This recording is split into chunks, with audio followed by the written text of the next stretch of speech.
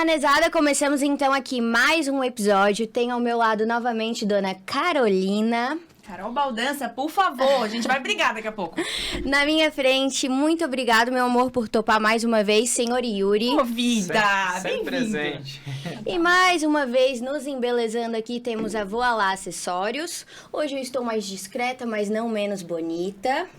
E na minha frente eu tenho essa pessoa incrível que eu estava ansiosa para recebê-la, Dona Gi. E aí, galera, tudo bem? Muito feliz e honrada de estar aqui com vocês hoje. Como eu já disse, são profissionais que eu admiro muito, tenho certeza que vai ser um papo muito legal. Gisele Barreto Teodoro, que nome bonito. Eu queria tanto ter um sobrenome legal. Há controvérsias, porque, inclusive, meu marido não queria deixar eu passar o Teodoro pra minha filha, porque ele falava que era feio. Ah, eu acho Mas aí a gente, bonito. no fim, deixou o nome gigante e o Teodoro entrou. Nada contra, mas quem é Silva Santos e Souza sofre. Eu concordo, tá? Cara, eu sou Santos e tenho na raiz o Silva. Eu sou Santos também. Então vamos voltar pro que importa. Gi tem 30 anos, ela é psicóloga de formação.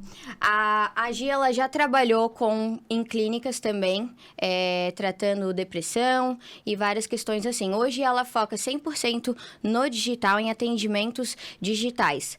Gi, conta um pouquinho dessa história toda aí, que eu fiquei sabendo que tu já viajou com um cachorro, grávida, que inclusive ela tem a Giovana, ela é um amor. Ela tem 2 aninhos. Conta um pouquinho dessa história. Bom, então, né, gente? Sou mineirinha, tô aqui em Floripa faz 2 anos, mas meu esposo, que tá até aqui me acompanhando sempre, né? Ele é militar, então a gente tá sempre se mudando aí. E a nossa última cidade, antes daqui, foi em Tabatinga, no Amazonas, que é uma fronteira do Brasil, faz fronteira com o Peru e com a Colômbia. E a gente morou durante 1 ano num pelotão especial de fronteira, né?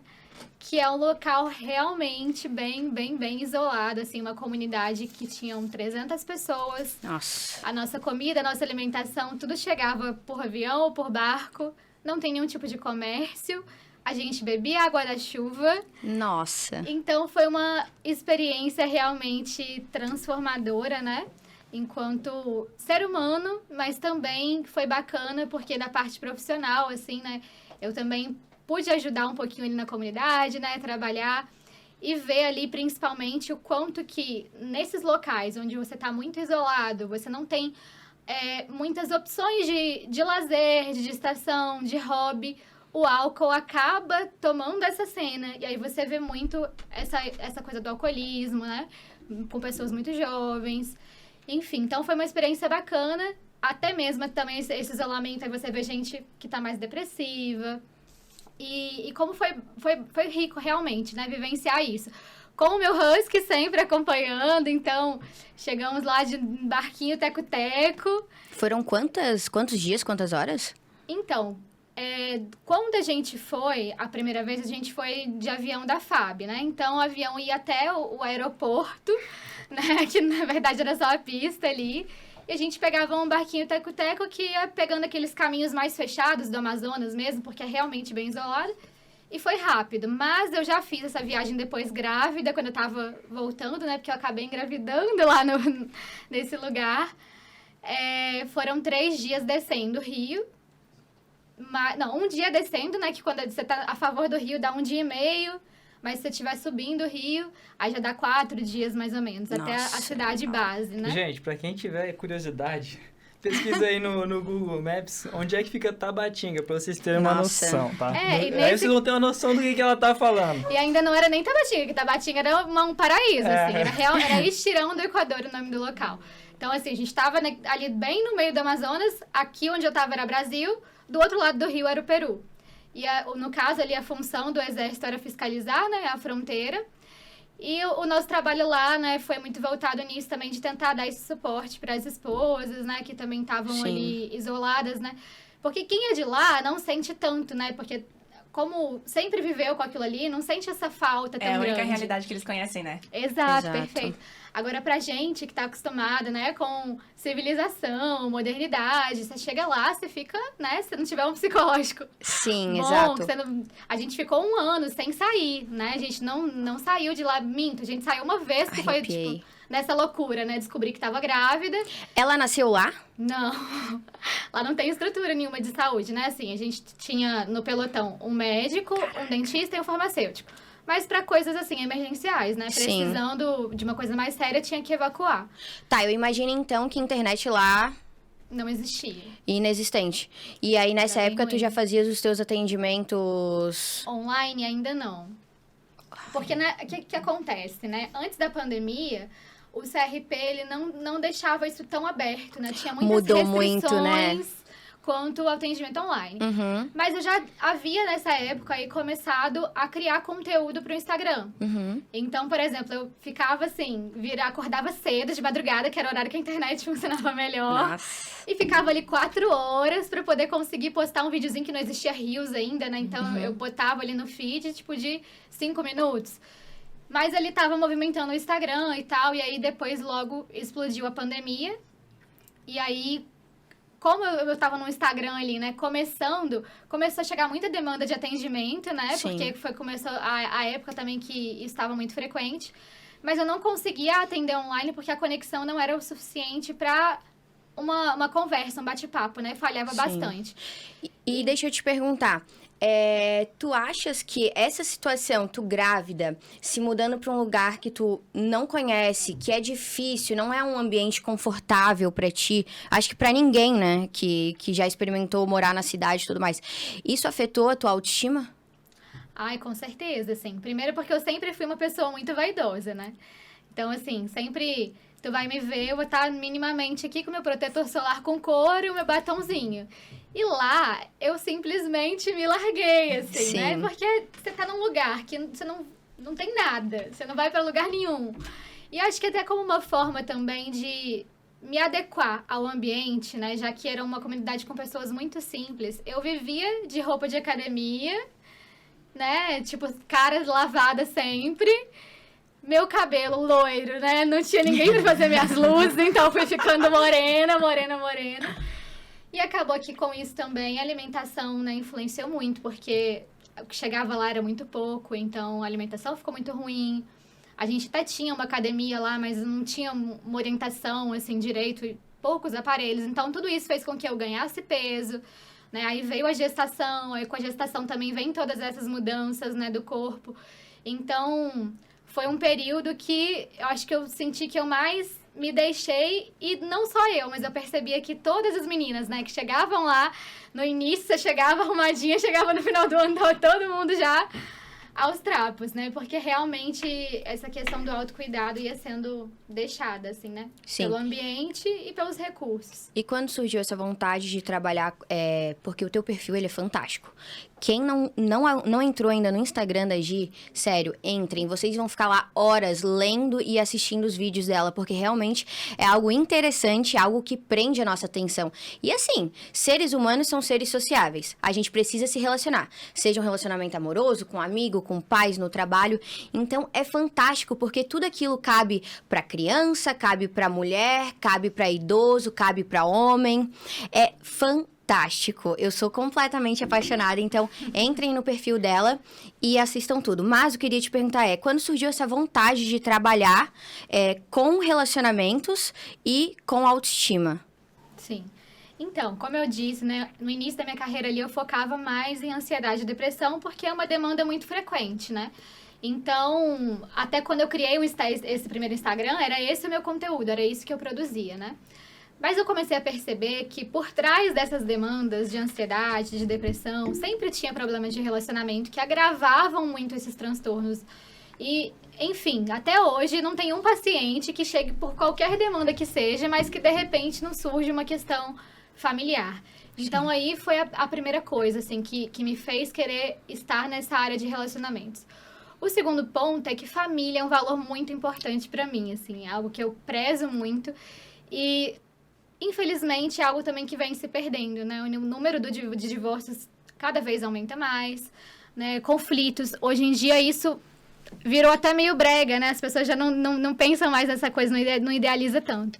Então, saber que eu tenho uma ferramenta que pode ajudar pessoas a restaurar um casamento, a conseguir melhorar a sua comunicação, a restaurar o teu relacionamento com a sua mãe, com o seu pai, é algo que eu não posso realmente negar e não querer, né, trazer essa ajuda para as pessoas. Então, acho que essa foi a minha principal motivação. Perceber que isso era uma demanda frequente por trás de qualquer outra que chegava na minha clínica, né? E, a partir disso, pensar, né, de que maneira, então, poderia estar trazendo essa restauração, assim, de relacionamentos. E a autoestima veio nessa pegada da maternidade, né? Porque aí veio tudo isso aí que eu citei anteriormente, do PEF, parará. E aí, maternidade, o corpo muda, depois você não se vê mais naquele corpo, né? Tá tudo estranho. E aí foi quando também eu até comecei a puxar mais essa questão de hábitos saudáveis, né? Começar a cuidar mais de mim de novo. E daí ver o quanto, né, não só eu, mas todas as mães, né, naquele pós-parto, tem a sua autoestima afetada, não se reconhece mais na sua imagem. Isso foi uma coisa que me chamou a atenção para querer trabalhar também esse assunto. Ô Gi, falando um pouquinho agora sobre a questão dos relacionamentos amorosos. O que tu recebe mais no teu consultório? Tu atende online, né? Sim. O que tu recebe mais no teu consultório online que tu percebe que é o principal problema entre os casais? Porque é bem o que tu falou, assim... antigamente tinha-se uma... Eu vejo da seguinte forma, existia uma persistência maior dos casais, mas também existia um pouco do... É isso que temos, vamos ficar por aqui, porque papai e mamãe falaram que eu tinha que casar e que era pra vida inteira, eu vou ficar pra vida inteira aguentando, Perfeito. mesmo que não seja o que eu quero, né? E a questão do divórcio, ela veio, acho que muito mais ali pros anos 70 pra frente, né? Com uma força maior, e eu me lembro... Por acaso me veio isso agora na cabeça. Não sei quem já assistiu The Crown, inclusive assistam, uma ótima série. Mas lá mostra muito, na última temporada, mostrou sobre o divórcio do príncipe Charles e da Diana. Que era uma coisa que foi um tabu muito grande, a família real, no que eles consideravam um escândalo. O que tu vê que é o problema principal dos casais pelo qual eles se separam? E teria solução? Tem como resolver? Carol, essa pergunta é muito fácil, porque, assim, 90% dos problemas dos casais é comunicação. Tudo bate na comunicação. Porque é por ela que começam os outros problemas, né? É porque o casal não se comunica, que ele começa a se desconectar, que ele começa a desalinhar os planos, que eles começam, né, a não ter mais aquele amor carnal, né? Já fica aquela coisa mais assim, somos parceiros de vida, dividimos as contas. Colegas de quarto. Dividimos a rotina, mas não somos mais um casal. Então, tudo começa aí. É naquela coisa de... Falou uma coisa que eu não gostei, mas eu não falo nada, né? Ou eu penso que o fulano falou aquilo e de repente nem era, não verifiquei, eu já tirei minhas conclusões. Tudo isso vai causando esse distanciamento que pode depois culminar até numa traição, né? Então, assim, com certeza, o ponto de partida é sempre esse, né? É a comunicação. E sim, né, existem mais... porque, assim, eu trabalho com abordagem da terapia cognitiva comportamental. E a TCC, ela tende a ser muito prática, muito objetiva, né? Então, não é aquele modelo que tu chega, fica falando toda a vida, o psicólogo só fica olhando pra tua cara e não fala nada, né? Não, a gente tem muitas ferramentas práticas, e principalmente nesse contexto, né, de relacionamento, tem mais de 10 técnicas só para trabalhar a comunicação. De formas bem objetivas mesmo, assim, dinâmicas, até quando você está numa terapia de casal, para mostrar para aquele casal que a comunicação não está funcionando, onde está o erro, e ensinar, principalmente, qual seria a forma correta de se comunicar, né? Quando a gente fala de comunicação, a gente tem alguns estilos de comunicação. A comunicação assertiva e a comunicação não assertiva. A comunicação não assertiva, ela pode ser de 3 modos. Que seria a comunicação não assertiva passiva, que é aquela pessoa que engole sapo, né? Ela não quer brigar, ela não quer se dispor, então ela tá sempre calada, né? Fica quieta, deixa passar, vai para debaixo do tapete. Tem alguém já se identificando aí, apontando, né? Se entregou. A comunicação agressiva, que é aquela pessoa que explode, que grita, que bate na mesa e tal. e a comunicação passiva-agressiva. Nossa senhora, Que é o quê? As piadinhas, as ironias, né? Não falo nada, mas daqui a pouco eu solto uma. Nossa, isso me deixando tão nervosa. Aham.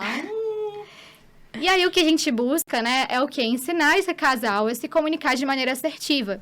Que é quando eu consigo expressar as minhas necessidades sem ferir os direitos e as necessidades do outro. Isso vai entrar o quê? Usar palavras amortecedoras, né? Que são palavras ali que vai trazer um tom mais leve para a conversa. Então, em vez de eu chegar já falando Yuri, aí eu uso o quê? Amorzinho, amor, Vida! né? Vida. Usa essa palavrinha ali mágica.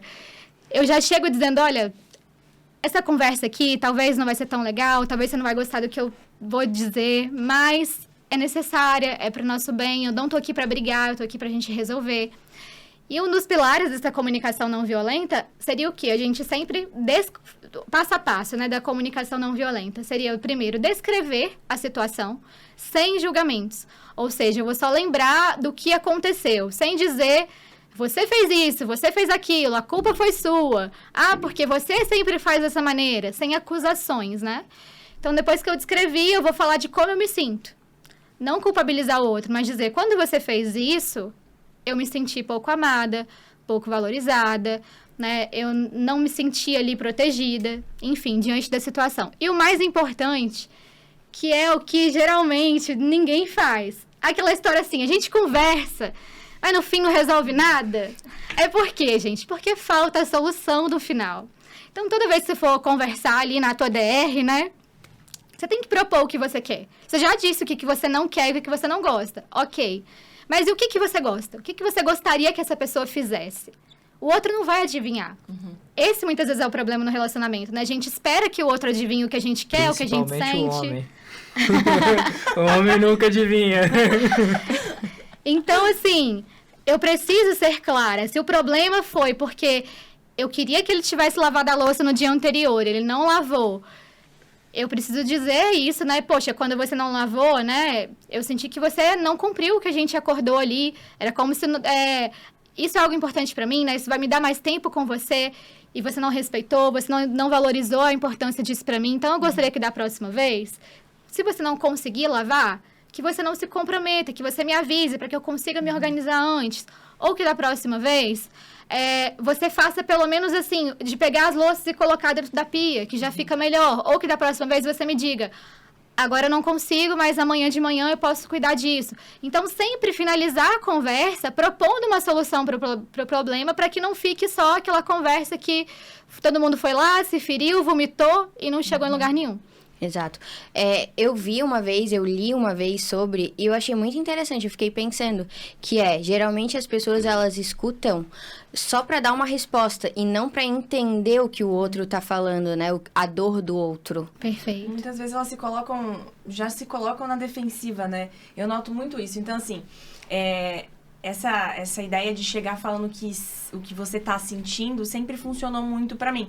Eu era muito da forma explosiva de falar, e eu aprendi com o tempo a não ser mais assim nos meus relacionamentos. Descobri que chegar a falar o que eu tô sentindo é muito mais assertivo do que sair explodindo. Mas existe uma coisa que a pessoa, às vezes, a pessoa também precisa saber receber aquilo. Nem todo mundo sabe receber, por mais que você fale de uma forma tranquila. Porque a pessoa, ela entra na defensiva, na ideia de que ela tá falando que eu fiz ela se sentir mal. E assim, galerinha, olha pra tia Carol. Em algum momento, vocês vão fazer alguém se sentir mal. Vocês vão ser tóxicos na vida de alguém, assim como vocês tiveram pessoas tóxicas nas suas vidas também. Isso faz parte. Vocês vão machucar as pessoas. O problema não é machucar alguém. O problema é você não assumir e não tentar resolver aquilo se a pessoa é importante pra você. E aí você chega falando pra alguém, olha, eu me senti de tal forma. Aí a pessoa entra na defensiva. O que eu sempre busco falar? Eu busco, olha, tá tudo bem você ter me machucado. O que eu preciso que tu entenda, que tu faça? Que tu entenda que você me machucou, assuma aquilo e esteja disposto a buscar uma solução. Porque se ficar só na defensiva, às vezes a pessoa já chega, mas e aquele dia que tu fez tal coisa? Não, mas peraí. Você tem um negócio pra me falar? Não é esse momento. Se você tem um negócio pra me falar, você já devia ter me falado. Você não vai jogar de volta na minha cara quando eu chego pra falar algo que me machucou. você me machucou, eu tô sentada aqui conversando contigo pra gente resolver. A hora que a gente terminar de falar sobre isso, a gente vai falar sobre o que eu fiz pra te machucar. Acontece muito isso com os casais? Deles ficarem nesse bate-rebate, jogam um na cara do outro? Com certeza. Porque é o que você falou, né?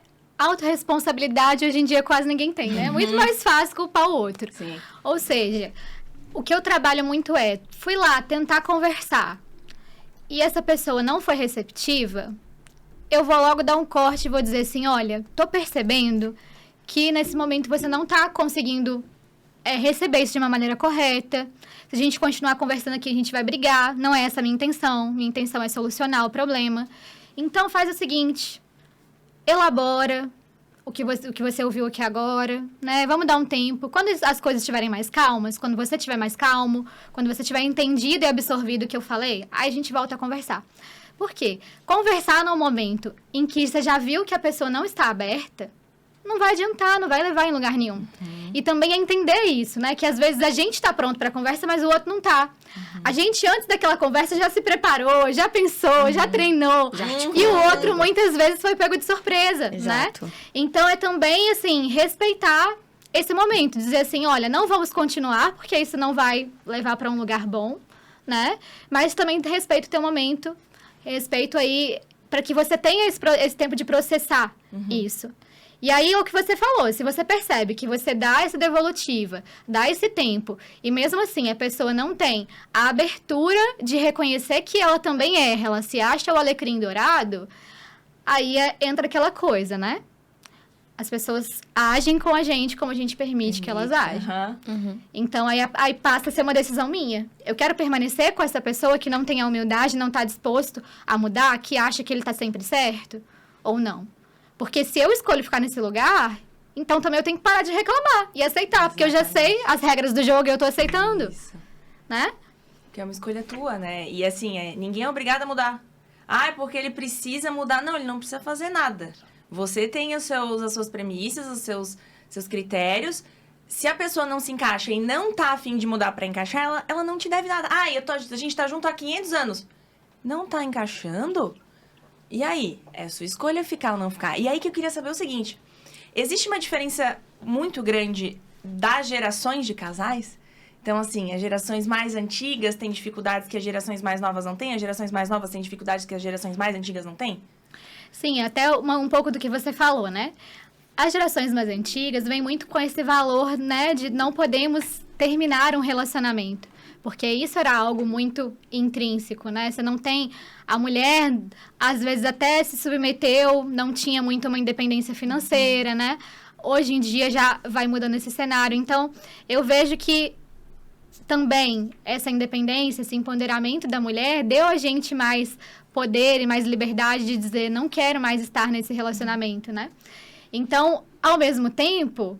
tinha-se mais tolerâncias, porque, gente, não existe relacionamento perfeito, não existe casal que não briga, né? Então, às vezes, a pessoa também tem essa ilusão de achar que vai achar o par perfeito. Então, hoje é isso, qualquer coisinha que me desagradou aqui, eu tô descartando, né? Próximo. Falou uma coisa que eu não gostou, agiu de um jeito que pra mim não dá, próximo, sem tentar se esforçar. Então, eu vejo essa diferença especificamente, né? Que os casais mais antigos tinham mais tolerância às diferenças, às frustrações, e ao mesmo tempo, isso às vezes acabava gerando relacionamentos ruins, principalmente, né, para as mulheres ali, se sujeitando a situações que não deveriam. E por outro lado, hoje em dia, né, acho que a gente pensa, hoje em dia as pessoas são muito autocentradas, né? É tudo muito eu. Além de ser tudo muito eu, acha que tem que ser tudo muito rápido. As pessoas não têm tolerância mais à mudança, ao tempo, nada. Então, assim, se não é do meu jeito, se não é pra agora, então não vale. E aí, isso também é algo que não dá pra você pensar num relacionamento duradouro, né? Onde você não tem paciência com as diferenças do outro, onde você não tem abertura pra perdão, né? Onde você não tem abertura pra errar, porque a gente erra, né? Somos humanos, para errar e tolerar e aprender com o erro do outro, né? Ter essa humildade. Exato. Tem um livro que fala exatamente isso que tu falou, que é o Como Fazer Amigos e Influenciar Pessoas. Ele fala que foi feito, me falha a memória, eu não lembro qual é o país, mas foi feito um estudo e eles analisaram um número muito grande de ligações e analisaram qual a palavra mais falada nas ligações. E a palavra mais usada nas ligações é eu. As pessoas, elas gostam de falar delas. As pessoas gostam de serem ouvidas. Então, esse mesmo livro, ele fala da importância de tu ouvir as pessoas e as pessoas vão tirar conclusões suas que, na verdade, tu só parou para ouvir. Por exemplo, nesse mesmo livro, ele fala que um cara foi num evento e aí ele tava conversando com outro homem e ele simplesmente só ouviu o cara. Ele olhou no olho da pessoa, ouviu a pessoa e ficou lá sem cruzar os braços, dando atenção àquela pessoa, sem dar a opinião dela no assunto e tudo mais. E esse cara saiu rasgando elogios pro cara que só escutava. Sim. Dizia que ele era inteligente, mas inteligente por quê? Ele não falou nada. Só pela atenção dada. É que é tão difícil hoje em dia a gente se sentir escutado. Exato. Que qualquer pessoa que nos dá atenção... Pô, isso aí já é um negócio que, já vou entrar aqui numa coisa. Hoje em dia se fala muito sobre love bombing, né? Então, que é aquela questão da pessoa chega, existe aquela conexão muito forte, muito intensa, tudo muito rápido, e um dos lados vai embora e a outra pessoa fica lá chupando o dedo. E é muito disso. Por quê? Tem tanta gente com necessidade de ser escutada, que precisa de atenção, que tá tão desesperado por atenção, que a primeira atençãozinha que ela recebe... Exato. Ela cai naquilo e ela ignora todas as red flags possíveis que passam na frente dela. Então, o cara tá assim, o cara tá cagando pra menina, sabe? E aí ela tá lá, ou ao contrário também, né? E aí ela tá lá, mas ela tá tão focada na atenção que ele dá, que ela não vê mais nada. E aí, quando ela percebe... Ele foi embora e ela ainda tá muito fixada naquilo.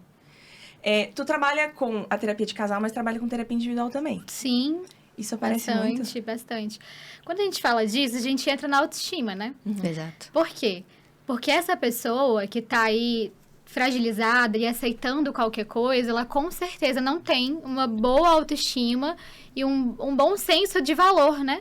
Ela com certeza ali não se acha tão merecedora, tão boa. E aí, autoestima é um conceito que a gente usa senso comum, mas quando a gente traz para a psicologia, o que seria autoestima? O que seria o conceito da autoestima? É o que a gente chama de crenças centrais. Né? Tem um post teu sobre isso, tá valendo? Então, as crenças centrais, né, elas são o quê? Elas são a visão, as ideias que a gente tem sobre nós mesmos, sobre o outro e sobre o mundo, né?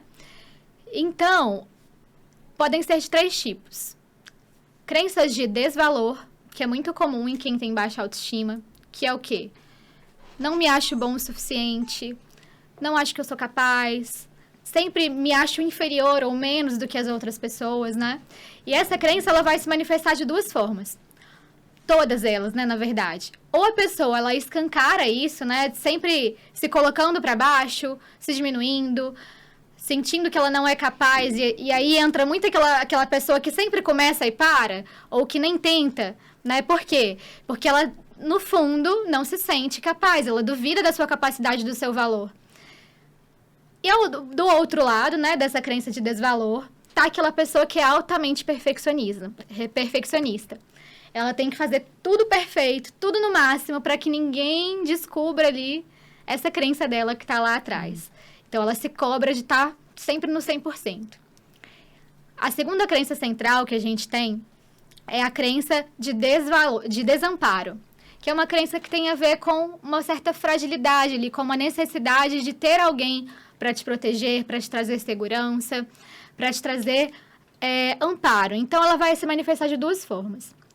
Ou eu vou ser essa pessoa, né? Que aí talvez seja esse exemplo da Carol, que tem um pouquinho lá do desvalor, mas também tem um pouco do desamparo. E aí ela é aquela pessoa que ela precisa de alguém, de ter uma figura de segurança, de ter alguém que ajude, que oriente, que cuide.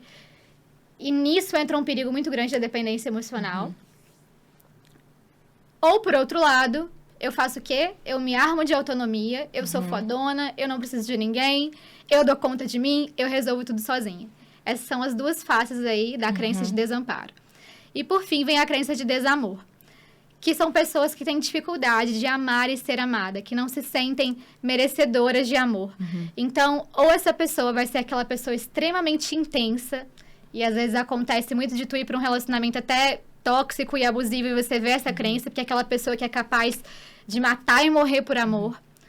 Ou eu tenho tanto medo, né, de me envolver, de me entregar, que quando começa a ficar sério, eu dou um jeito de pular fora, dou um jeito de boicotar, né, para poder me proteger aqui desse abandono, né, enfim. Então, todos nós temos essas crenças em algum nível, como se fossem lâmpadazinhas que ficam aqui dentro do nosso cérebro, né? Em alguns momentos da nossa vida, elas podem brilhar mais ou menos. Dá pra ter mais de uma crença? Dá, Com né? certeza. Todas. Você pode ter todas, inclusive. Exato. E como que elas são construídas, né? Que aí a gente Era puxando lá da isso que eu ia autoestima. perguntar. Se existe alguma conexão com, por exemplo, que muito se fala hoje também, sobre pais que não foram presentes, mães que não foram presentes, algum trauma da infância, que Perfeito. geralmente vem lá, né? Desde os Sim, pequenos. Exatamente. As crenças centrais, elas são construídas exatamente a partir daí, dos nossos relacionamentos, né? Então, qual que é o primeiro relacionamento que a gente tem, né? Qual que é a primeira referência que a gente tem? É os nossos pais. Que responsabilidade, Então, né? tudo começa lá na infância. E aí, depois dos pais, vão vir os amigos, vão vir os outros relacionamentos que a gente teve. Então, por exemplo, né? Se eu cresço já uma criança em que eu não fui afirmada ali pelos meus pais, ou que eu precisava sempre, né? Falando lá do desvalor, por exemplo, aquela pessoa perfeccionista. Ela precisava sempre tirar 10 na escola, porque senão não era o suficiente. Tudo que ela fazia nunca estava bom. Sempre recebia uma crítica, ou então... só não fez mais que a sua obrigação, né? Ou no desamparo, aquela criança que cresceu sem ter alguém que cuidasse realmente dela, aquela pessoa que desde cedo teve que resolver seus próprios problemas, né? Que não tinha, talvez, um pai ou uma mãe mais ausente.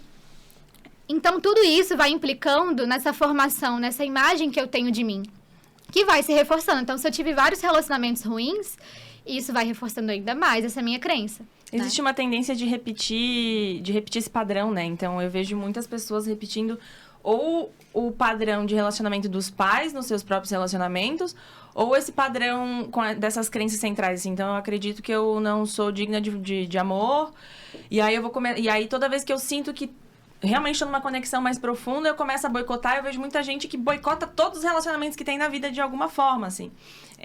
E eu acredito que só tem uma forma de quebrar esse ciclo. Chama-se terapia. Porque eu acho que é o único jeito de você não repetir aquilo que você tá fazendo a vida inteira. Sim. Exato. A minha mãe que falava muito pra mim, assim, quando eu era adolescente, tu me corrija se eu estiver errada, mas a minha mãe colocou isso na minha cabeça, assim, eu acredito fielmente nisso. Que quando eu fosse conhecer o meu namorado, fosse namorar com alguém, eu deveria olhar como ele tratava a mãe dele. E é muito certo. Eu já tive 2 relacionamentos com tratamentos completamente diferentes. Hoje, meu Deus, o Yuri, ele trata a mãe dele de um jeito que, meu Deus, é absurdo. A mãe dele, a avó dele é a coisa mais linda. E ele reproduz esse tratamento comigo. Sim. E a mesma coisa no meu antigo relacionamento era conturbada a situação, era completamente oposta a situação. E refletia no tratamento comigo. Que louco, né? Mas é. Não é uma regra, né? Mas, assim, acontece realmente com frequência isso, né? De você perceber esse valor de cuidado que já foi construído, né? Sim. Porque é isso, quando você tem essa relação muito boa de cuidado com a tua mãe, ela tá te ensinando como tratar uma mulher, Exato, né? são as Ela referências. tá te ensinando a como você deve tratar alguém que é importante pra você, que você ama, né? Mas, às vezes, nem sempre a culpa é dos pais, né? Exato. Porque é isso, a gente quer sempre responsabilizar o outro. Exatamente, Eu boto a culpa jogar no pro meu outro. pai, mas eu cresci também, né? Agora eu sou responsável pelas Trilhou minhas vários atitudes. Então, caminhos se eu sem quero eles. continuar fazendo isso, a responsabilidade não é mais do meu pai e da minha mãe. Isso. Eu li É um minha. negócio muito bom. Como é que é o nome do livro? Daqui a pouco eu lembro. Incrível Arte de Ligar o Foda-se. Eu adorei esse livro, do fundo do meu coração. E lá ele diz um negócio que é assim, a diferença entre culpa e responsabilidade. Pode ser que a culpa não seja minha, Perfeito. mas o a BO é meu. responsabilidade é Eu minha. vou ter que lidar. Exatamente. Não fui eu que causei, mas eu vou ter que lidar com aquilo, porque as ações são minhas. Eu controlo as minhas ações. Pode ser que tenha acontecido alguma coisa na minha criação que influenciou minhas ações, mas agora eu já sou adultinha. Eu escolho o que fazer, né? Tem um outro livro que eu gosto muito, esse foi um livro que me marcou bastante esse ano. Eu fiz TCC por 8 anos e agora eu passei para psicanálise. É um livro, se chama Quando a Gente Mira no Amor e Acerta na Solidão, da Anna Sui. É maravilhoso esse livro, eu devorei ele em 2 dias. Nesse livro, ela fala muito sobre o medo que as pessoas têm da palavra solidão, como todo mundo troca por solitude, lá ela faz questão de usar a palavra solidão, que não é pra gente ter medo disso, e que a gente fica tentando buscar no outro a parte que falta na gente. Quando, na verdade, para que a gente pudesse ter um relacionamento saudável e duradouro, a gente precisa entender que não falta nada, a gente precisa ser 100% a gente. Uma coisa que eu sempre falei nos meus relacionamentos, e algumas pessoas têm dificuldade de entender o que isso significa. Eu não preciso das pessoas. Eu gosto muito de pensar assim, eu não preciso da pessoa do meu lado. Eu posso viver muito bem sozinha. Agora, eu quero que ela esteja do meu lado. E isso, pra mim, é muito mais forte do que eu precisar. Eu não quero ser uma necessidade, uma obrigação. Eu quero ser uma escolha racional. A pessoa olhar pra mim e falar, não, é aqui que eu quero estar. É acordar todos os dias e falar, tá virada no capeta hoje, mas eu escolhi estar aqui. Esse livro mudou muito a minha forma de enxergar as coisas e de realmente entender, tá? Eu preciso ser inteira e eu não vou buscar uma metade. Eu vou buscar alguém que me leve mais longe. Perfeito. Não que me complete, porque eu não preciso ser completada. Exato. E é por isso que tanta gente entra em relacionamento ruim, né? Porque você fica ali tentando sanar a tua falta, achando que o outro tem essa obrigação, e aí também entra muito conflito, né? Porque você quer cobrar de alguém o que não é responsabilidade dele, né? Você não entra pro outro te fazer feliz. Você entra num relacionamento pra você se tornar ainda mais feliz, né? Exatamente. Ao lado daquela pessoa. Mas é o que eu sempre falo, por exemplo, quando chega alguém pra mim que acabou de terminar um relacionamento, né? Então, o que as pessoas geralmente fazem? Quer pular de um relacionamento no outro, no outro, no outro. Quer tocar o foda-se. Calma. Vamos buscar aprender a gostar da própria companhia, né? Isso. Vamos buscar... É uma fuga, né? Pular de um pro outro, não quer se conhecer. E o medo do abandono, né? O medo de ficar sozinha, geralmente tá muito por trás disso aí, né? Eu não sei ficar sozinha, né? Tem pessoas que chegam, mas eu sempre namorei, desde os meus 13 anos que eu namoro e vou... E aí, como é que fica sozinha? É isso que você tem que aprender, né? Aprender a gostar de você, ver o que você gosta, porque às vezes você começa até a perder essa referência de quem você é, do que você gosta, porque você vai só vivendo ali a vida do outro, né? A rotina do outro. E aí, depois é um prato cheio para uma dependência emocional, para você estar num relacionamento tóxico, você não conseguir sair, ou não perceber, porque você se deixou tanto de lado, né, para priorizar tanto o outro, que você já não sabe mais ali quem é você. Já que as duas se olharam aí, eu gostaria de fazer uma pergunta. Pensando nessa questão de relacionamento, quem é que mais te procura, o homem ou a mulher? Essa pergunta todo mundo sabe, né? Todo mundo sabe a resposta. Com certeza as mulheres, né? E até a terapia de forma geral, né? As mulheres são mais abertas a fazer, porque os homens tendem a ser mais fechados, mais introspectivos, acho que até ter mais um preconceito ele também, né, com terapia e etc. Então, até quando você me perguntou, você trabalha só com casal? Não, né, pelo contrário. A maioria são mulheres que buscam ali, porque nem sempre o marido quer fazer, mas a gente consegue trabalhar, né, as mesmas técnicas, as mesmas coisas que a gente trabalharia em casal, no individual. Qual que é a diferença? Se eu tô com os dois ali, muito provavelmente vai ser mais rápido, né? Porque eu consigo diretamente implicar os dois na situação. Eu imaginava que fosse ao contrário. O quê? Que fosse levar mais tempo quando os dois estão juntos. Não, acho que não, porque ela consegue ver e ajudar os dois ao mesmo tempo. Mas aí, deixa eu fazer um questionamento. Faz mais sentido ou faz mais efeito cada um fazer a sua terapia ou eles fazem a terapia? Eu acho que tem que ter os dois. São coisas diferentes. Por exemplo, quando a gente trabalha na terapia de casal, a gente está ali para trabalhar demandas do casal. Eu não estou ali tratando a Larissa e o Yuri. Eu estou tratando o casal. Entendi. Ou seja, ali a gente vai analisar a dinâmica deles, o que gera conflito para eles hoje e vamos trabalhar em cima desses conflitos. Ou seja, a terapia de casal ela tem que ser muito mais breve. Porque a gente fez ali a nossa primeira sessão, né? Como que funciona? A primeira sessão eu sempre faço conjunta, segunda sessão e terceira individual, com cada uma das partes. E a quarta sessão é conjunta, quando eu trago essa devolutiva, né? Essa análise funcional. Então, entendi essa história, por que vocês estão buscando a terapia hoje. A partir disso, já comecei a fazer as minhas hipóteses aqui, do que eles precisam trabalhar enquanto casal e melhorar. Mas aí, por que a gente faz essa sessão individual? Para mim entender um pouquinho melhor a história da Larissa, a história do Yuri, e talvez até entender coisas que às vezes surgem, né? Que não falou ali na de casal, mas quer falar no individual, porque se sentiu mais confortável, né? Já aconteceu em algum momento, assim, de, por exemplo, não só em casal, mas, por exemplo, relação entre mãe e filho e tal, talvez não foi a intenção, por exemplo, da filha. A filha começou, te procurou para fazer terapia e tal, ela expôs vários problemas. Quando tu fosse conversar com a mãe, tu viu que algumas coisas eram mentiras. Talvez não intencionalmente ela criou, mas... Você tá dizendo em terapia familiar. Talvez, ou no casal, assim, falou comigo, eu te contei muitas coisas, te passei vários problemas, daí quando tu fosse ver com ele, tu viu que algumas coisas não eram reais, que não batia. E é por isso que a maioria das sessões são conjuntas, né? Porque, por exemplo, se acontece isso, aí é na hora mesmo, entendeu? Olha, fulano, olha, Yuri, a Larissa me falou isso, mas agora você tá me falando uma versão diferente. Aí já dá pra saber, né? E aí? Também, né? Me explica melhor aí, eu não como que aconteceu isso? Aí pelo comportamento, porque, linguagem corporal. Às vezes não é nem mentira, sabe? Às vezes é a interpretação que cada um tem da situação. Na maioria das vezes é isso. Claro, é o filtro que cada um põe. É o filtro, exato. É aquela história, né? Existem 3 histórias. A minha versão, a sua versão é a E a verdade. nossa, exato. Exato. Então, a nossa função ali na terapia de casal é intermediar, né? Não é pra ser lavação de roupa suja. Porque isso não precisa de terapeuta pra fazer. Acontece isso? Né? A galera começa a se xingar, acontece isso? Acontece. Ai, Mas que não é a loucura. maioria, não. Então, o nosso objetivo é isso, né? Conseguir intermediar realmente os conflitos. De modo a mostrar assim, olha, dessa forma não tá funcionando, mas existe essa outra maneira aqui que funciona melhor, né? Então, é realmente ajudar aquele casal a enxergar onde tá o problema, onde tá ali a dificuldade e mostrar um caminho, né? Mostrar que é possível fazer de forma diferente. E da mesma forma na terapia individual, a gente vai identificar ali quais são os problemas que aquele casal tem e vamos começar a trabalhar com essa pessoa para que ela comece as mudanças, né? A gente fala que o relacionamento ele é composto o quê? De ambiente. Então, como que é o ambiente da nossa casa?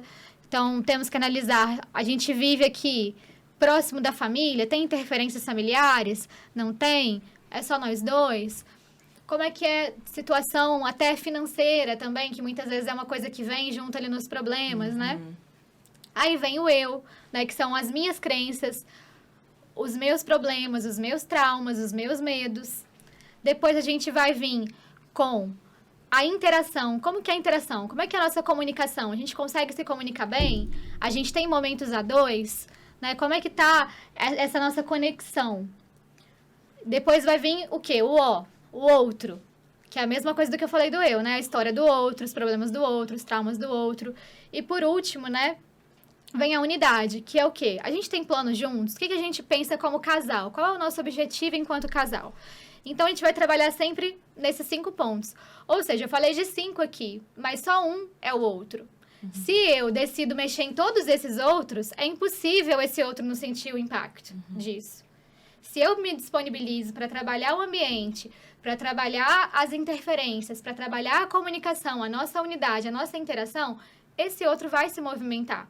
Só que se eu tô com os dois, isso fica mais fácil, né? Claro. Por quê? Porque eu tô mostrando o problema para todo mundo, o outro consegue visualizar, ambos, né? Consegue visualizar mais rápido o seu problema, onde você precisa melhorar, do que quando você tá no individual, que você vai fazer o contrário. Você vai começar a fazer as suas mudanças, o seu movimento, para que você abra a comunicação, para a partir daí você começar também a trazer para o outro as coisas que você gostaria, né, que ele mudasse. Agora, pulando um pouquinho para autoestima e também autoimagem, já te procuraram com a finalidade de trabalhar a distorção de imagem? Porque eu, como personal trainer, ela como nutricionista, a gente vê muito isso. E é fundamental o teu trabalho nesse processo. Porque sem o teu pilar, a gente não consegue trabalhar. Sim. Sim, é muito fundamental. Realmente, não tem como, nesses casos de transtorno alimentar, né? Não tem como a nutrição andar longe da psicologia, né? E vice-versa. Nunca. Hoje não é meu foco, né? Uhum. Então, obviamente, hoje raramente chegam demandas para mim. Às vezes chega dentro de uma demanda secundária, né? Uhum. Por exemplo, aí é o que eu falei do relacionamento. Às vezes a pessoa chega com uma demanda ali pós-bariátrica, compulsão, e aí junto com aquilo vem a ansiedade e no fim cai lá no relacionamento, né? Uhum. Cai no problema do relacionamento. Então, hoje não, como eu disse, não é a demanda que eu mais recebo e o que eu mais trato. Uhum. Né? Geralmente, quando aparece uma coisa ou outra, pra mim é mais hoje a compulsão. Mas a distorção no nível de bulimia, anorexia, isso não tem chegado E tanto essa, pra mim. essa compulsão alimentar, tu dirias que nesses casos que tu tratou, foi a causa para problemas no relacionamento ou o problema no relacionamento causou a compulsão alimentar? Na verdade, geralmente a compulsão, ela entra como uma estratégia compensatória ali, né? Uma forma de você lidar com a sua emoção. Então, se eu não sei lidar bem com a minha emoção, como que eu vou me regular? Comendo, né? Geralmente é isso aí. A pessoa não tá feliz, tá ansiosa, não tá conseguindo lidar com o problema dela ali. Então, a forma dela sentir prazer, dela se acalmar, dela ficar tranquila, é ir lá e comer. Então, por isso é importante, né? Não adianta só olhar para a parte física sem olhar para o psicológico. Exatamente. Porque muitas vezes é isso que está causando, né? Muitas vezes não. Geralmente, quase 100% das vezes, são esses problemas emocionais que levam à compulsão. E é por isso que lá na consultoria, que é essencial. Cara, eu bato muito nessa tecla, que é necessário tu cuidar da cabeça para depois cuidar do corpo. Sim. Porque a gente pergunta lá na nossa anamnese se a pessoa ela já fez ou ela faz acompanhamento psicológico, porque é fundamental. Não tem como. Se ela tem algum problema, ela precisa tratar primeiro ali essas funções de como ela enxerga, esses filtros. Porque às vezes, porra, a mulher tem um corpo bonito, maravilhosa, e ela se enxerga de uma forma assim, com 30 quilos a mais. É doido isso. Ah, eu quero puxar um negócio aqui que eu recebo muito no consultório também, que é o seguinte. A pessoa, ela tem um problema de imagem corporal e tudo mais, beleza. E aí a gente tá fazendo... nutricionista acaba pegando um pouquinho ali do psicólogo, Sim, né? Então a gente tem escuta, a gente Personal vai... também. Né? Nossa Senhora. E De vez aí em quando eu a faço umas gente... terapias de casal. A gente leva... E aí eu acabo chegando no ponto do... Ai, mas meu parceiro, a minha parceira não me ajuda. Isso. Então, ou ele... Eu já escutei isso de paciente, assim, não, porque eu tô tentando fazer dieta, e daí ele pede pizza, pede hambúrguer todo dia, assim, tá. Não dá pra gente conversar com ele. Ah, mas ele fala que eu tô fazendo dieta, que é besteira, e que... Nossa. Ou então, invalida aquilo que ela tá falando sobre... Ah, eu tô me sentindo gorda, tô me sentindo feia. E a pessoa me... Não tá nada, isso é besteira. Eu acho que, às vezes, falta um pouco de empatia do outro lado. Geralmente homens, tá? Mas, galerinha, vamos pegar a dica. Não invalidem o que o seu parceiro tá falando. É Se ele- ouvir para entender e não Isso. ouvir para responder. Porque não é o que você interpreta daquilo, é o que ele tá sentindo. E o que você acha da situação não tem nada a ver com o que a pessoa tá sentindo. O que ela tá sentindo é dela. Não invalida isso. Como é que a gente lida? Vamos pensar num parceiro que é mais resistente. Como é que a gente lida com isso, com o parceiro? Então, né? O primeiro ponto é uma coisa até que você já falou aqui. Eu não tenho poder de mudar o outro, mas do que eu tenho controle? De mim, das minhas atitudes, das minhas escolhas. Então, eu posso conversar com esse parceiro, eu posso tentar mostrar a importância disso pra mim, mas, acima de tudo, eu preciso assumir que quem escolheu fazer dieta fui eu, não foi meu parceiro, ele não é obrigado a fazer dieta comigo. É isso que eu ia falar também. Então, assim, assumir essa responsabilidade e realmente, por exemplo, ele pediu pizza e eu não vou resistir à pizza se eu ficar em casa. Então, eu vou fazer o quê? Eu vou sair pra fazer o meu cardio de 30 minutos, entendeu? Porque aí, quando eu voltar, ele já comeu. Mas pensar o que eu posso fazer, não o que o outro, né? Porque é o que você falou, é muito fácil jogar a culpa pro outro. A culpa de eu não ter conseguido seguir minha dieta Esse aqui pode falar com porque o fulano propriedade. de tal não está me ajudando. Exato. Pra mim, isso aí é a maior besteira do mundo, tá? A pessoa fala, eu não tô conseguindo fazer a dieta porque meu parceiro pede pizza todo dia. Cara, se você não tá conseguindo fazer dieta, é porque você não tá quer. fazendo. Eu tenho você paciente... se você realmente quisesse, a Tá pessoa ia pedir a pizza, ia comer na sua frente, você poderia até passar vontade, mas é simples. São falar, prioridades. Não, É só falar, não, muito obrigado, não vou comer porque eu estou fazendo dieta. Eu não acho que seja Pronto. tão simples, porque também a relação com a comida é uma relação que envolve muitas coisas. Não, tudo bem, mas... É porque tu tem uma mente de Não, mas o que eu fisiculturista. tô Vamos falando- falar sobre. O que eu estou falando é que, tipo assim, se a pessoa realmente quisesse, se ela realmente Isso é quiser, fato. ela que faz. existem Mas formas, né? exato, é difícil lidar com essa situação, porque, por exemplo, eu sou a pessoa que, depois da gravação, eu vou adorar sentar num belo restaurante, degustar uma ótima pizza, tomar um drink lá na Piedouro, Ah, oi! Com certeza lá. entendeu? Então, pra mim, aquilo ali envolve confraternizar, Sim. entendeu? Conversar contigo, agradecer, um gesto de carinho de estar lá, da gente conversar, da gente dividir uma boa gastronomia e assim vai. Agora, pra mente do fisiculturista, eu acho que deveriam ser feitos estudos neurológicos, colocar eletrodos no cérebro desse ser humano pra entender, porque é realmente, lá em casa a gente aplica isso. Quando eu tô com vontade de comer uma pizza, eu como e eu não vou insistir pra ele. É, mas ele não Eu come, não insisto. né? Não, Ele mas eu não insisto. Sim. Eu não vou ser aquela pessoa, poxa, É. mas eu queria muito que tu comesse isso é aqui chato. comigo. Isso é chato. Porque isso atrapalha. Sim. Agora, quando eu tô com vontade de comer, Tu eu pede. sento, como. Quietinha. Eu nunca perguntei se ele ia comer, se ele queria aquilo. Eu nunca insisti, porque eu sei que ele tem o propósito dele Sim. e que ele não vai sair da dieta. Só que no início, quando ele começou a preparação É, dele, isso a aí gente foi um teve um problema. conflito. Não brigamos, né? Mas teve uma situação um pouco chata, assim. Que ele achava que eu deveria seguir a mesma restrição de dieta que ele. Que eu não poderia comer coisas que eu gosto num dia que eu tô mais estressada. Aí eu olhei e falei, pera lá, eu não vou competir. Não tem por que eu comer tilápia requentada. Não tem porquê, não faz sentido pra mim num dia que eu tô morrendo de vontade de botar mais feijão no meu prato, eu não poder botar. Por quê?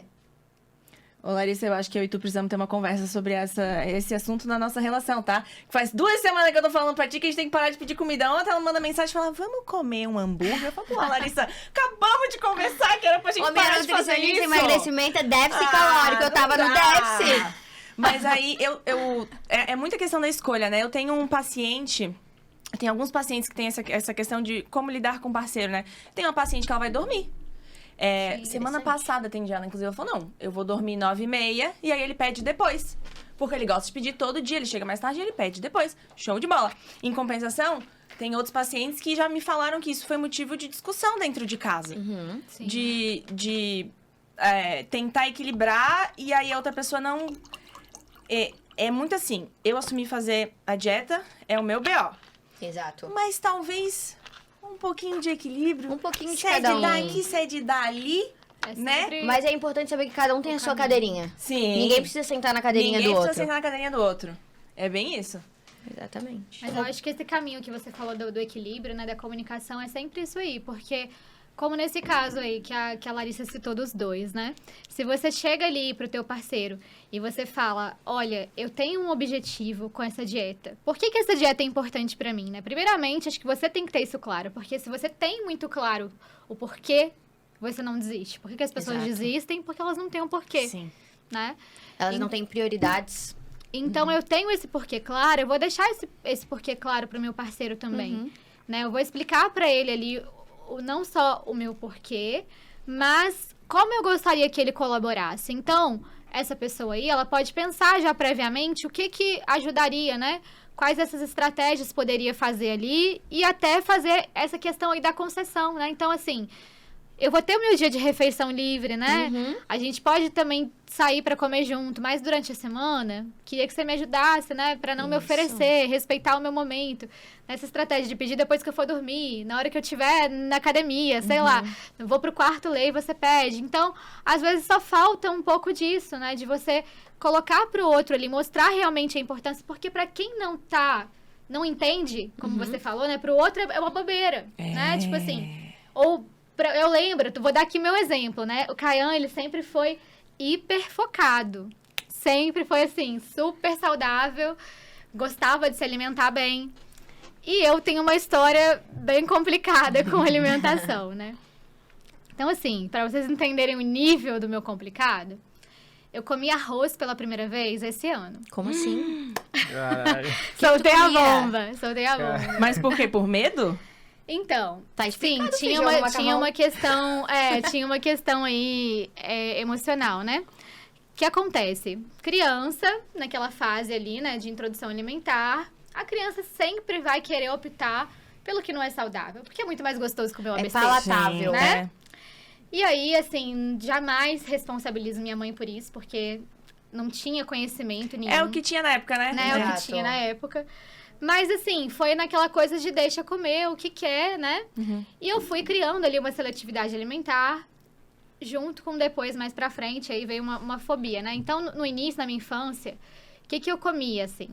Eu almoçava pizza, eu almoçava salgado. O que eu comia de comida, de alimento, era macarrão, feijão, carne moída, abóbora, acabou. Era isso. Bem seletiva. Fora isso, tipo, eu só realmente comia porcaria, hambúrguer, etc. E aí, isso, assim, foi uma criança obesa, mas fui crescendo. E aí entrou que eu sempre gostei de dançar, então naturalmente eu fui emagrecendo. E aí isso ficou camuflado, né? Porque, tipo assim, às vezes quando a estética não tá te incomodando, você não olha pra saúde, né? Exatamente. E aí eu fui levando a minha alimentação assim, comendo minha lasanha, meu calzone de segunda a sexta, meu macarrão com feijão e achando que tava tudo certo na vida. Até que eu cheguei... Não, minto, tem um ponto importante aqui, né? Lá na minha infância, teve um dia que eu tentei experimentar uma beterraba. E aí, nesse dia, eu vomitei muito. E depois disso, eu criei um bloqueio mental de que toda vez que eu fosse experimentar algo, eu ia vomitar. Mal. Então, eu não experimentava mais nada. Então, muitas vezes me perguntavam, né? Tipo assim, e você gosta de pera? E eu falava, não, mas nunca tinha comido pera na vida. Você gosta de peixe? Não, mas nunca tinha comido peixe na vida. Sim. Então, muitas coisas eu não cheguei, assim, a experimentar. E cresci, pronto. Cheguei na faculdade, tinha que comer na RU, né? E aí, bateu aquele desespero. Por quê? Não tinha nada do que eu tava acostumada, porque você vai em um restaurante... O objetivo sempre é o quê? Arroz e feijão. Raramente vai ter um macarrão, tipo, quando é uma coisa mais... Um PF, né? Um negócio mais assim. Então, eu fiquei assim, meu Deus, e agora? Como que eu vou sobreviver aqui, né? Agora, Darek. E aí eu falei, agora eu preciso enfrentar isso. E eu tinha muito medo de provar algo ali na Rio e vomitar na frente das pessoas. E, enfim, passar vergonha. E aí eu fui pra terapia, né? Pra poder trabalhar isso. E aí, dentro da terapia, a gente trabalhou essa parte da reestruturação cognitiva, né? Dos meus medos, dos meus pensamentos, mas também fomos fazendo exposição, né? Para poder começar ali a experimentar os alimentos. E aí, com isso, as minhas estratégias, né, eram o quê? Variar o preparo, variar as formas como eu comia, porque eu criei vários bloqueios. Por exemplo, a proteína. Quando eu ia comer uma carne, eu sentia uma sensação de bolo alimentar, que eu tava crescendo na minha boca e aí eu ia vomitar. A banana, eu sentia o cheiro da banana, eu me enjoava. Coisas assim, tipo arroz, eu sentia como se a minha boca estivesse se enchendo de bichos. Então, foram várias coisas que eu fui criando e que só se desbloqueariam, né? Essa fobia toda só se desbloquearia com a exposição. Sim. Mas eu não me sentia segura. Então, a gente começou a fazer essa exposição dentro da terapia, que era um ambiente de segurança. Até que as minhas crenças, os meus pensamentos foram sendo mais flexibilizados, né? De que eu vi que, opa, peraí, não vou passar mal. Se eu passar mal, a reação das pessoas vai ser de preocupação, de querer me ajudar. Então, não tem por que eu me envergonhar disso. Sim. Né? Eu preciso fazer isso. E aí, aos pouquinhos, eu fui me reestruturando nisso e começando como uma criança, né? A fazer a minha introdução alimentar. Então, como eu tinha essa questão de cheiro, às vezes no início eu tampava o meu nariz pra, tipo, começar a comer um alimento e comia várias vezes até eu me habituar. Porque às vezes na primeira vez você não gosta, na segunda fica mais ou menos, na terceira você já fala ok. E assim eu fui evoluindo. E aí veio o Caian na minha vida. Caian já super saudável e etc. A gente casou. E aí, ele começou já a me influenciar mais, assim, pra... Vamos lá, né? Aí, igual a carne, na hora que eu comecei a comer carne, eu fazia o quê? Cortava um pedacinho bem pequenininho pra não me dar a sensação de bolo alimentar. E foi evoluindo, melhorei muito. Mas ainda não posso dizer, assim, que eu tinha uma alimentação muito saudável, porque eu não comia frutas, porque ele também... Ah, eu tô dizendo que ele é saudável, né? Mas ele é assim, ele come muita proteína, come muito arroz e o feijão. Mas ele não é da salada. Não é que ele não come, ele come. Mas ele não faz questão. Sim. Então, como eu também não gostava, a gente meio que quase que não tinha lá em casa uma fruta, uma salada, entendeu? Então, essa parte, assim, ainda ficou estagnada por um tempo. Porque, pra mim, toda vez que eu precisava experimentar algo novo, eu saí da zona de conforto. Sim. Exato. Então, eu ficava ali, segurando. E aí, quando veio a Giovana, veio minha filha, Aí teve. aí eu falei assim, agora eu preciso enfrentar todos os meus medos Porque tu e tem que dar o ressignificar. Porque ela vai ter que fazer também, né? Cara, mas tu falou Imagina um as negócio... duas comendo brócolizinho juntas. Ai, que lindo. Tu falou um negócio que, olha, eu preciso te parabenizar do fundo do meu coração, porque às vezes a gente, na internet isso acontece muito, né? Gente, quando a Nutri fala que você não come porque você não quer, a gente não tá falando que não existe uma questão psicológica por trás. Eu tô falando que você não tem essa força de vontade. Por quê? Quando eu falo que você não quer comer, não tô falando que é frescura. Eu tô falando que você não tá afim de passar pelo que é difícil, pelo desconforto. E se você quer realmente melhorar a sua alimentação, você vai ter que passar pelo desconforto. Olha todo o desconforto que a gente passou. Olha o que ela sentia quando ela botava um arroz na boca. E tá comendo arroz hoje, gente.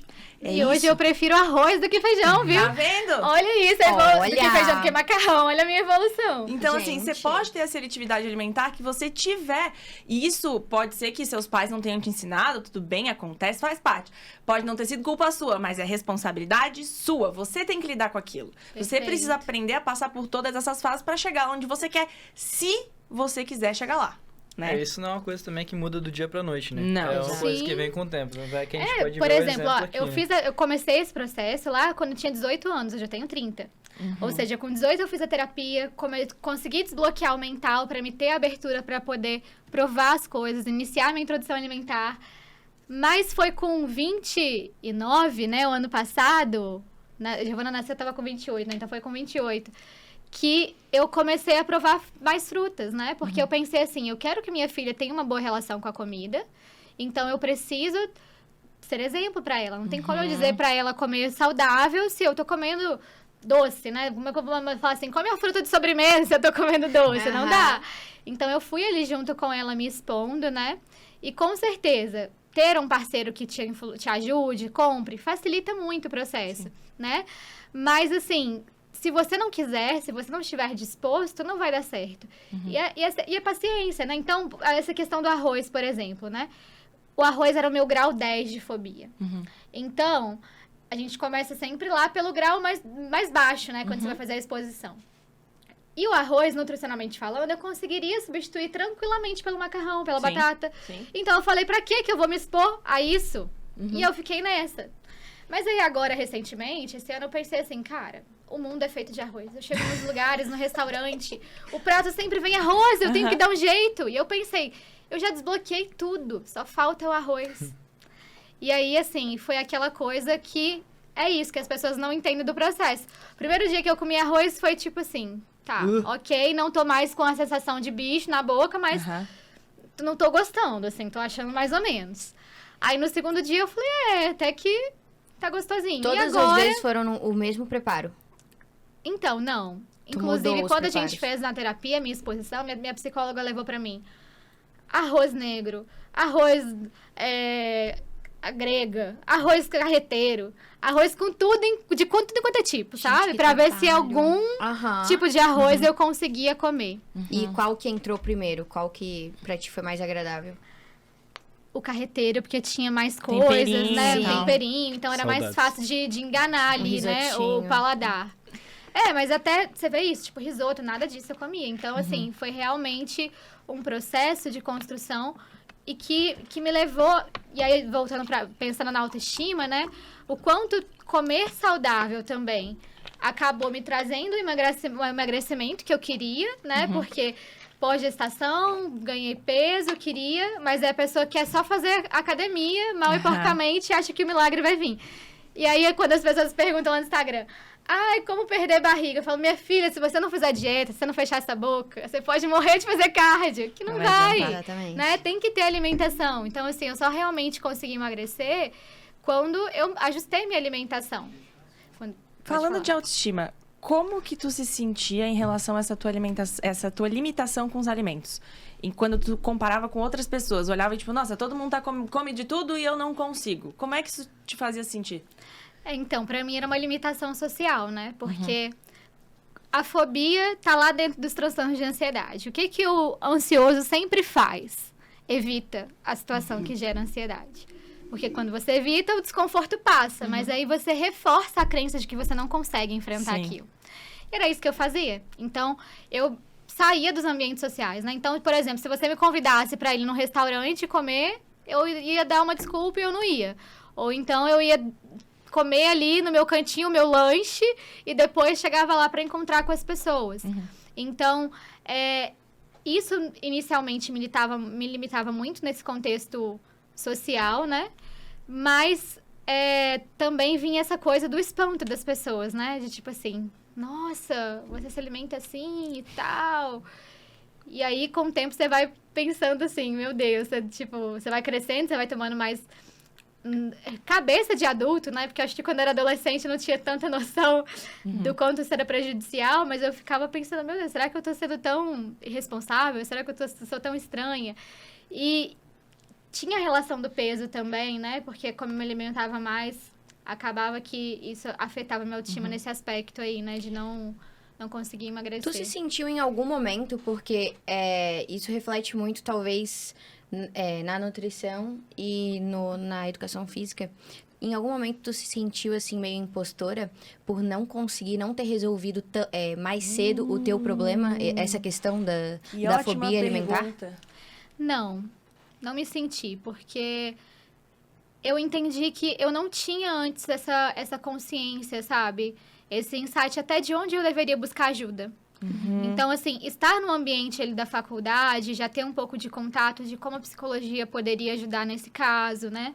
Entender um pouco do que acontecia comigo, me deu, assim, empoderamento de falar assim, existe um caminho, eu consigo, né? Porque antes disso também, ficava aquela coisa assim, de uma menina de interior que não sabia muito como recorrer para aquilo ali, não tinha muito recurso, e achava até que meio que estava tudo certo, sabe? Eu conseguia, nessas minhas fugas, conviver ali de alguma forma. Então, nunca me cobrei. E até uma coisa que acho que a gente precisa trazer, porque hoje em dia isso é muito, muito forte, né? Como a gente está nessa sociedade da competição, da produtividade, né? A autocobrança, ela tá sempre ali. Muito. Mas por que me cobrar, né? Por uma coisa que eu não tinha esse entendimento. Às vezes a gente se culpa por um erro que era em outro momento, você tinha outra cabeça, sabe? Era outra história. Então, o problema tá quando eu já tomei consciência daquilo, eu já sei como resolver e eu não quero fazer nada. Sim. Né? Então, não. Porque quando eu entendi o meu problema e eu sabia como resolver, eu fui lá e comecei a minha caminhada, né? Mas sendo compassiva comigo, entendendo que não tem como eu sair de uma pessoa que não comia nada pra alguém que ia comer tudo, tipo, num estalar de dedos, né? Mas isso é uma situação bem delicada mesmo, porque antes de eu ser personal, eu sou a Larissa. Antes da Carol ser a nutricionista, ela é a Carol. Então, cada um com seus problemas, com seus traumas, com suas histórias. Exato. Carol precisa comer. Então, Carol tem que comer 100% só prato brócolis e cenoura? Carol teve transtorno alimentar, Carol teve distorção de imagem corporal a vida inteira. E eu enfrentei por um momento, assim, confesso que eu já falei no meu Instagram que de longe não é a minha melhor fase de atividade física, assim, de esporte e tudo mais. Mas eu sei que eu tô entregando o que eu posso, o meu melhor, hoje. Porque, por um momento, eu me comparei muito com a Larissa de 15 anos. Dos meus 15 aos meus 19 anos, eu tive... Meu Deus, a minha vida foi maravilhosa. Eu não lavava o prato que eu comia. A minha roupa parecia dobrada na cama. Hoje, gente, uau! Eu tenho que lavar roupa, eu sei usar amaciante. Depois de trabalhar, depois de treinar. estudar, eu acordo 4h30 da manhã e eu ainda tenho que ser fitness. Eu ainda tenho que treinar. Porque se eu tiver um furo na minha bunda...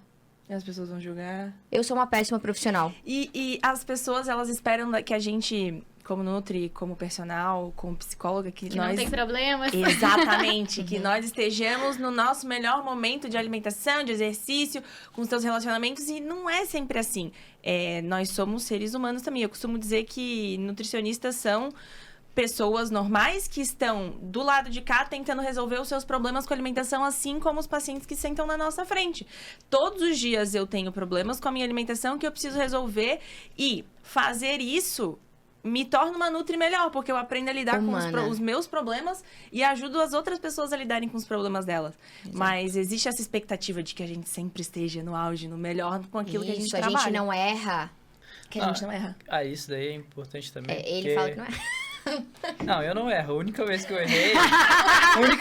errei foi quando eu achei que eu tava errado. É, só isso. Não, mas essa questão de emocional, tipo, eu levo muito no fisiculturismo também, que eu e a Lari, a gente teve uma conversa esses tempos aí que realmente me botou no eixo, que eu tava um pouco meio desligado nessa parte, porque o fisiculturismo é um esporte muito egoísta. A gente pensa muito na gente. É individualizado. Muito individualizado. Tipo assim, eu pensava muito em mim e acabei esquecendo um pouco do nosso relacionamento e tal. Eu acho que isso é do esporte. Sim. Sim, é do esporte. Porque é algo totalmente que você tá voltado... Sim. Pra mostrar o seu corpo, né? o meu desempenho. Trata basicamente apenas de mim. Não é esporte coletivo, não é um esporte... tá, entendi. Mas eu digo, por exemplo, no meu esporte é a mesma coisa. Quando eu foco num negócio, eu foco em mim. E a gente acaba esquecendo das outras pessoas. Sim, mas o fisiculturismo, ele tem um quê a mais. A gente tem um casal de amigos, o Matheus Tim e a Mari. Eles devem estar assistindo. Eles são fantásticos. E um dia eu tava conversando assim com ela. A gente tava conversando sobre as mudanças de comportamento e sobre o nosso papel nesse processo, né? Porque, na verdade, quando eles ganham lá o troféu, o overall, as pessoas parabenizam eles. Mas esquecem que tem a gente por trás. E esquecem que sem a gente, nada disso teria acontecido. Com certeza. Nada disso teria acontecido, porque eu tenho que ter a minha paciência, eu tenho que ser paciente. Para caralho. Não, e eu vou te dizer assim, que mulher de fisiculturista tem que ir pro céu direto. Porque, menina, pensa nos homens que ficam irritados, né? Falta de carboidrato. Então, assim, fase de pré-conta é realmente isso. E o Yuri, né, até pelo que vocês já compartilharam, ele é uma pessoa que consegue controlar e lidar bem com isso, mas muitos não conseguem, né?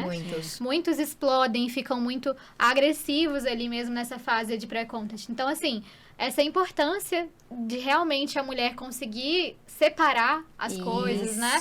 Tentar, naquele momento, ele também trazer pra pessoa, tipo assim, opa, peraí, você tá se alterando demais, vamos acalmar, não é assim, né? Aquele ali não é ele, ele está assim. Então, por exemplo... É uma fase. É uma fase. Eu falei pra ele, assim, a gente conversou bastante. A gente tem uma coisa que a gente consegue conversar muito bem. Ninguém nunca gritou um com o outro, a gente consegue conversar. Eu exponho as minhas questões, ele expõe as dele, e ele, melhor do que eu, ele sabe reconhecer. Eu ainda, por causa dele, eu estou aprendendo a reconhecer quando eu erro. Eu não sabia. Eu não enxergava os meus erros. E ele tá me fazendo conhecer que eu erro. Não, eu sou um ser humano. Eu erro também. Eu não posso olhar só pra mim. Só que a gente conversou, é bem bonitinha as nossas conversas. Eu falei pra ele, quando a gente entra no elevador... Tu nunca mais olhou pra mim no espelho, tu só olha pra ti. Ai, meu Deus do céu! Mas isso é uma consequência do fisiculturismo. Porque ele tem que fazer as poses na frente do espelho. E ele estava condicionado a reproduzir isso toda a vida que ele entrava. Qualquer espelho que ele visse, ele nunca mais olhava pra mim. Ele olhava só pra ele. A mesma coisa no treino. Quando a gente parou de treinar juntos. Não sei se vocês perceberam que nunca mais a gente postou vídeo juntos. A gente tá voltando agora depois dessa conversa. Porque quando ele tava no descanso da série dele, ele assistia o vídeo dele treinando. Ele não olhava eu fazendo exercício. Sim. E eu quero que ele me olhe. Ele não é o meu personal, mas ele tem o direito de me corrigir. Eu quero me sentir cuidada. Porque personal também gosta de ter personal. Sim. Então foram questões que a gente conversou e nunca mais aconteceu. Isso é bom. Olha a comunicação aí, salvando o relacionamento. Exatamente. Isso é bom. Eu quero o overall. Mas sabe o que tu falou um negócio aí que me puxou agora? Inclusive a minha terapia da semana que passou. Beijo, Camila, minha terapeuta, que essa semana jogou uma bomba em cima de mim que eu tô processando até agora. Que o meu negócio principal é reconhecimento. Eu gosto de ser reconhecida para dentro, eu gosto que a pessoa me reconheça, e eu gosto que ela me reconheça para fora, para as pessoas que estão em volta. E aí tu falou, as pessoas não veem. Não é trabalho das pessoas, vem. É trabalho dele fazer que as pessoas veem que tu é importante. E ele faz isso. Ele faz isso. Exato. E agora vamos puxar pra relacionamento mesmo. Eu tenho uma aluna fantástica que ela me falou uma vez, eu nunca tinha ouvido falar isso, e depois me fez pensar, e é verdade. O jeito como os outros vão ver o seu relacionamento, tipo assim, vamos falar uma situação. O jeito que ele se porta nas redes sociais perante a mim é o jeito que os outros vão me ver. Sim. Então é ele que vai mostrar, não, eu quero que tratem a minha mulher assim. Quem está no meu perfil vai tratar a minha mulher assim. É doido isso. É doido. Mas é muito isso. A gente pode fazer sem esperar nada em troca, mas eu não acredito muito nisso. Eu acho que o reconhecimento ele é importante. E o Yuri, ele sempre dá esse reconhecimento, ele sempre faz questão de falar que sem você não seria possível. Semana passada fez um stories falando, tu esqueceu a comida em casa? Ela foi levar. Mas fez logo depois dessa conversa. Quer dizer que funcionou, né? Funcionou. Então, é muito isso. É responsabilidade um do outro fazer com que as pessoas enxerguem a importância que vocês têm mutuamente na vida do casal. Exato. E a gente tá num relacionamento pra isso, né? Pra somar. Igual até a Carol falou aqui, né? A gente quer ser reconhecido. É claro, nós somos seres relacionais, né? Então a gente quer agradar, a gente quer reconhecimento. E se não fosse assim, eu ficava sozinha, né? Se eu não quisesse ninguém pra cuidar de mim, se eu não quisesse ninguém pra demonstrar isso, eu podia ficar sozinha eternamente que tava tudo certo. Exato. Então acho que o problema talvez não é a gente querer isso, porque que mal tem eu exigir que o outro demonstre, né, que ele me ama, que eu sou importante. Pelo contrário, eu acho que isso é o mínimo, né? Que a gente espera. Exato. Mas o problema é quando eu espero só essa validação do outro, né? Quando, primeiramente, ela tem que vir de mim. De mim. Sim. Né? Então, assim, eu tenho que ter isso muito claro de quem eu sou. Porque se em algum momento alguém não me validar ou disser algo sobre mim que não condiz com quem eu sou, isso não vai me afetar. Ou até mesmo isso me ajuda a reconhecer o limite ali pra colocar pro outro, né? Sim. Então, o que eu aceito e o que eu não aceito, como a Larissa fez aí, ela vem disso. Quando eu reconheço o meu valor, quando eu reconheço a minha importância nesse relacionamento, eu consigo colocar pro outro. Poxa, não acho que tá sendo justa a forma como eu tô sendo tratada, né? Então, sim, eu preciso desse reconhecimento, porque pra mim isso significa apenas aplausos. Não. Isso é amor, isso é cuidado. Exato. Né? Então, nem sempre o reconhecimento é para ser visto. Muitas vezes é para que você sinta que tá valendo a pena, né? Para que você se sinta especial. Cara, eu amo falar sobre esse assunto. Eu acho que a gente tinha que ter um quadro dentro desse podcast. Gi, o papo tá muito bom. Então, tu já vai sair daqui com agenda, porque eu te quero aqui de volta. Eu te quero aqui de volta, porque tem muita coisa pra falar. Quanto mais a gente fala, mais coisa tem pra falar. E agora vem a parte do bate-volta. Já te expliquei como funciona. Se precisar, tu pode pensar um pouquinho. Tá? É uma parte que eu falo pra ela. É um quadro nosso que eu falo. E ela completa. É sensacional. É onde a gente conhece bem aquela partezinha lá do fundo da pessoa, né? Posso começar? Vamos lá, meu nome é Pronta. Gostei! Melhor lugar que já conheceu? Deserto do Atacama. Sou uma pessoa que se conecta muito, assim, com a natureza, né? Eu amo, porque eu me sinto muito conectada com Deus quando eu tô na natureza. Então, se você perguntar pro Caian, ele vai te responder Cancún. Porque... Mas eu ainda amo o deserto, porque eu lembro que quando eu pisei lá, a primeira coisa que eu fiz foi chorar, assim. Porque eu sentia muito forte a presença de Deus no lugar, né? Por ser um lugar, assim, que não tem mais nada, né? Além de é você e Deus ali contemplando. Então, não sei se ele vai perder esse lugar um dia, né? Uma comida que te lembra alguém?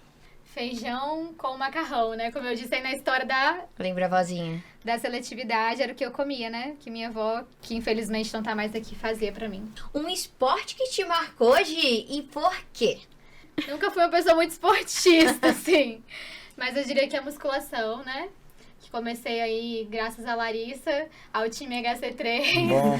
Consegui evoluir e realmente pegar gosto aí no último ano. E acho que esse ano foi muito importante para me ensinar sobre disciplina e sobre paciência também, né? Que não é do dia pra noite que você vai ver resultado. Exato. Musculação não é uma corrida de 100 metros, é uma maratona. E também a musculação te ensina a estar no presente, né? Então, para quem é ansioso também, ajuda bastante. É verdade. Depois de um dia estressante de trabalho, você bebe o quê, Gi? Não sou de beber, né? Então, essa não seria a minha regulação emocional. Geralmente, quando um dia estressante de trabalho aí, o que eu vou fazer é tomar um banhozinho quente demorado.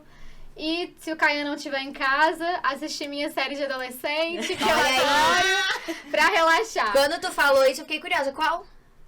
Então, agora no momento, assim, não tô muito assistindo séries, porque não tenho tempo de assistir Mas uma dá dica, a série. Larissa adora a série de Daí eu Eu adolescente. já procuro- assisti eu procuro Emily em um Paris filme, 8 né? vezes. Mas a minha favorita é Jane the Virgin, não sei se você já viu. Já assisti. Agora, recentemente, também eu fiquei vendo aquela Eu Nunca, da Netflix, Também já né? assisti. Já assistiu todas, né? Agora, Aham. o Dorama, eu ainda não consegui Já assistiu engatar, Sex não. Education? Eu acho muito massa. Assiste. Saiu Sex uma nova... Education é legal, tu ia gostar. pra ti porque tem uma amanhã, terapeuta. Tem uma Aham. terapeuta lá. É fantástico. E saiu a nova temporada agora. É. É bem legal mesmo. Recentemente eu tava vendo Casamento às Cegas, né? Justamente também nessa dinâmica de analisar os relacionamentos, porque fica impossível, né? Você começa Sim. a ver os Estudo de casais. caso, né? Exato. Cara, mas Emily em Paris ganha de todos pra mim. Eu não sei o que eu tenho com aquela série. Paris. Paris. Não Paris. sei, eu não sei. Eu já assisti aquilo umas Paris. 8 vezes na minha vida. Eu só assisti a primeira temporada. Acaba o né? último Tem a episódio, outra. eu volto pro primeiro, cara. Meu Deus. Foi até bom você me lembrar, porque eu não finalizei essa série, então na Assiste, oportunidade eu vou sensacional. pra ir pra segunda temporada. Tá, e um propósito. Restaurar famílias. Pô, sensacional, hein? Massa. Essa é pesada. Se você pudesse escolher qualquer pessoa na história do mundo, viva ou não, para conversar? Cara, assim, de bate-pronto, acho que eu diria Jesus. Mas se eu parar pra pensar, né? Eu posso falar com ele Sim, e eu posso ouvi-lo. sim. Então, sim, gostaria de sentar, conversar, né, verbalmente, assim como eu tô com vocês, né? Mas pensando em pessoas que eu admiro, tem um casal que eu sou muito fã, que é o Bruno Perini e a Malu. Ah, eu queria sentar também, me chama. Ou a gente chama eles, né? Ah, Fica o convite Malu aí, ó. e Todo Bruno mundo Perini. dos sócios. Bruno, Malu. Exato. Sentem aqui com a gente.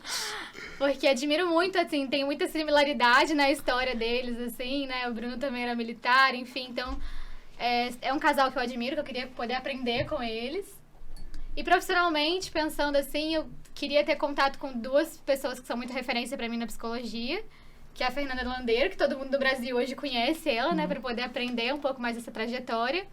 E a Cris Schumann, que pra mim é a minha referência de relacionamento, né? Minha mentora, e que com ela eu já tenho um pouco mais essa possibilidade.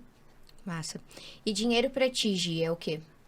Um meio para me conquistar os meus objetivos, os meus sonhos. Qual evento histórico você gostaria de ter presenciado? Ai, com certeza, queria ter vivido na época de Jesus, para poder estar ali pertinho, sabe? Ouvindo, Eu aprendendo. não sei o que eu queria ter presenciado, sabia? Tu vai poder responder isso depois. Eu É. não sei.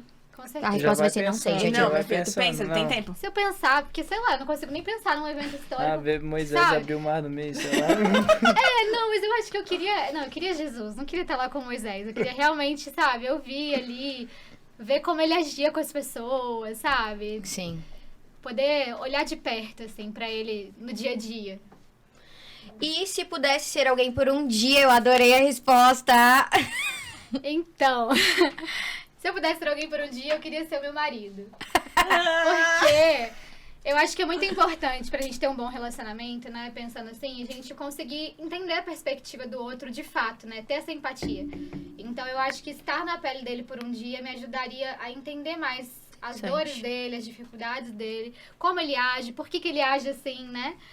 Então, pra que eu vou querer estar na pele de uma pessoa que eu não conheço, que não vai fazer diferença na minha vida, se eu poderia, de repente, conhecer e estar ali na vida de alguém que realmente faria diferença pra mim ter essa visão.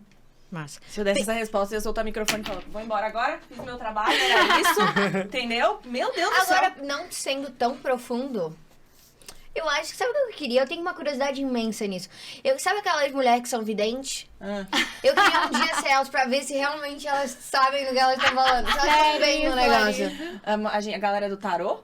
Qualquer coisa. Leu, eu queria saber se é verdade. Justo. Justíssimo. É isso que tem de pergunta? Não tem mais pergunta? Tem mais uma. Ah, tá. Depois da morte vem o quê? Eu tava fazendo uma pausa pra não sair dessa palhaçada pra uma coisa mais séria, né? Depois da morte, pra mim, vem a eternidade. E assim, a gente fecha. Não é uma chave de ouro. É um negócio inteiro de ouro. Fecha a porta com... A porta porta com de tudo ouro, a que casa tem de direito. ouro, tudo. Com os diamantes pendurados. Uma coisa louca. Pessoal, gostaria de agradecer vocês que permaneceram até aqui. Então, a gente também tem vários cortes que a gente posta sobre esses episódios, os pontos mais altos. Compartilhem, comentem, isso é muito importante pra gente. Gostaria de agradecer a nossa parceria, o nosso patrocínio da Voa Lá Acessórios. Vocês encontram eles no @voalaacessórios. Mais uma vez, não vale, né? Não custa falar, mas meu dedo é tamanho 11. Todo anel cabe em mim lá, porque regula. Me achei, então, agora. porque eu Tamanho nunca, 11, menina. Nunca consigo achar anel também. Gi, muito obrigada. Muito Como obrigada, é que a gente de verdade. te encontra nas redes sociais? GiselleBarreto.pc. E é isso. Show. Como a gente Gisele com encontra... 2 L's. Muito Ah, Ó, bom e falar. E no final. E é no final. Lira Yuri e Tenente Coelho no YouTube. @STLari. @NutriCarolB. E é isso. Nos vemos no próximo episódio. Beijo, Tchau, tchau. galera! Beijo, pessoal.